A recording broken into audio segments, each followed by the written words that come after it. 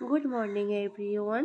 দেখো সকালবেলা ঘুম থেকে উঠে ব্রাশটা সব কমপ্লিট করার পর এবার বেডরুমে এসে বিছানা সব গুছিয়ে নিচ্ছি।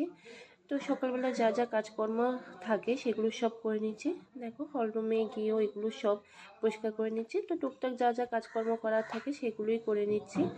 তো এর মধ্যে মামা খিদে পেয়ে গেছে, তো মামাকে দিয়ে দিলাম ব্রেকফাস্ট। তো দেখো আজকে ব্রেকফাস্টে কি বানিয়েছি, আজকে একটা সাউথ ইন্ডিয়ান ডিশ বানিয়েছি। এটা হচ্ছে পুট্টা আর এটা হচ্ছে চানার তরকারি। তো এটা একটা সাউথ ইন্ডিয়ান ডিশ। কখনো আমি তোমাদের সাথে সময় পেলে এই রেসিপিটা শেয়ার করব। তো দেখো সকালবেলা হাজব্যান্ড বাজারে গিয়ে বাজার থেকে নিয়ে এসে পার্শে মাছ, আর একটাই আছে সমুদ্রের মাছ। এটা এখানেই পাওয়া যায় সমুদ্রে, এটাকে কি বলে সেটা আমি জানি না, এর নাম কি। তো মাছগুলোকে এবার কেটে ধুয়ে পরিষ্কার করে নেব। তো মাছগুলোকে পরিষ্কার করার পর এবার নুন হলুদ দিয়ে ভালো করে মেখে নেওয়ার পর এবার মাছগুলোকে ভেজে তুলে নিচ্ছি।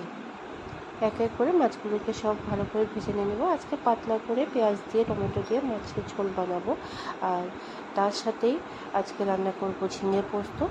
দেখো তার সাথে বসিয়ে দিয়েছি ঝিঙে পোস্ত। তো এখানে দেখো মাছের ঝোলের জন্য পেঁয়াজ ভেজে নিচ্ছি।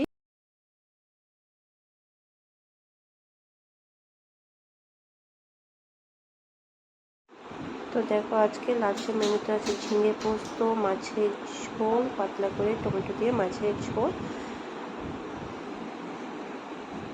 আর তার সাথে আছে